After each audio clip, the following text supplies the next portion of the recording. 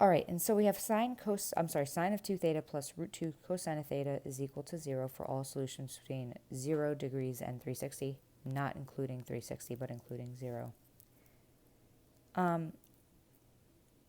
My kind of piece of advice for this one is to write as single angles. We're going to do multiple angle formulas in 6.3, but you see that we have a sine of 2 theta and then like a regular cosine. There's not a double cosine, cosine of a double angle. So we're going to write everything in terms of a single angle. So I'm going to rewrite sine 2 theta using my double angle formula. So sine 2 sine theta times cosine of theta plus root 2 cosine theta is equal to 0. All right, so what I want to do here is I want to see what terms these two things have in common. If I look at the first term and the second term, they both have a cosine. So I'm going to factor out a cosine, okay? Do not cancel out the cosine. Do not just make it equal to 0. Like, don't just make it go away, okay? So factor out cosine theta. You can't just like cancel out terms. Like if you guys saw like a 2 and a 2, like you'd be like, oh, they're going to factor out, they're going to go away. But you just can't factor out like terms. You can't factor out like you can't cancel out like terms. You can't cancel out cosines, you can't cancel out x's. So factor it out because this is going to give us a solution. So I have cosine times 2 sine of theta plus root 2 is equal to 0. All right, so now we're just going to solve this. So we have one really mini problem. We have cosine theta is equal to 0. And then I have 2 sine theta plus root 2 is equal to 0. We'll do this one first. This is the easiest one. Cosine theta is equal to 0 happens in 2 locations.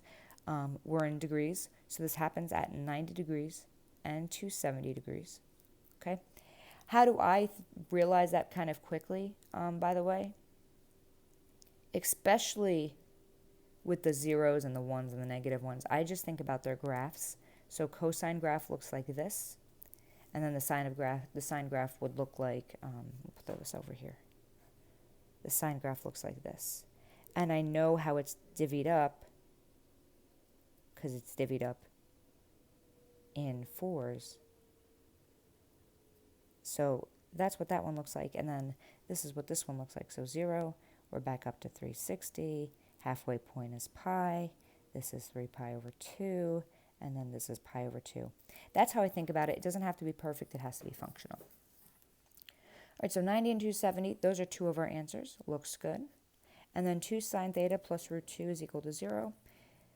I'm going to get sine of theta is equal to negative root 2 over 2 when I move over the root 2 and then divide by 2. Sine's negative, it happens in 2 locations, in the third and the fourth quadrant. Root 2 over 2 is your 45s. So the angles that I'm looking at, the angle in the second quadrant that I'm looking at is 225 degrees, and then the angle in the fourth quadrant that I'm looking at is 315 degrees. All right, 4 answers, looks great. All right, so then find all solutions for cosine 2 theta plus cosine theta is equal to 0 between 0 and 360, not including 360. So we know that cosine of 2 theta, we have a lot of options. Okay, we have 3 options. So as a reminder, cosine of 2 theta is equal to cosine squared of theta minus sine squared of theta. That's one of them. It's equal to 2 cosine squared of theta minus 1. And it's equal to 1 minus 2 sine squared of theta. We know this from chapter 5. So when I make the decision that I make here, I want to make it keeping this other term in mind. Now, if I add one of these with a sine squared into it, that's going to make this worse. This is going to make it into 2 trig functions, turn it into like a sine something and cosine something instead of just like one cosine function. So your choice you make here will tell you how complicated or how easy essentially this problem becomes. So I'm not going to add one of the ones with a sine in it because that's just going to make this worse. What's going to make this a little bit easier to manage is just adding one that has only the cosines in it, because that way I get to live in just one trig function. So I'm going to replace cosine 2 theta with 2 cosine squared theta minus 1. So replacing cosine 2 theta with 2 cosine squared theta minus 1 plus cosine theta. Looks good. Let's rewrite this. Let's make it look nice. Let's make it look like a quadratic.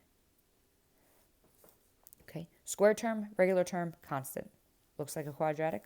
Let's make it factor like a quadratic. 2x squared plus x minus 1 is equal to 0. So 2x, x, 1 plus minus 2x squared plus 2x minus x gives me positive x minus 1. So this is going to factor like this. 2 cosine x minus 1 cosine x plus 1. So let's just solve this. We should get 3 solutions here. So cosine of x is equal to negative 1. So if I look at my little graph here, that occurs at pi, or 180 degrees, because we're in degree mode. Okay, 180. There's only one solution there. And then cosine of x is equal to 1/2. That's what this one would be. Okay, notice I'm not going to go through the solving portion of this unless they're kind of nasty solving. So if I solve this little mini trig equation, I'll get cosine of x is equal to 1/2. Cosine's positive in 2 quadrants, the first and the fourth. The angle in the first quadrant is going to be 60 degrees, and the angle in the fourth quadrant is going to be 300 degrees. So there are your 3 solutions, 60, 300, and 180.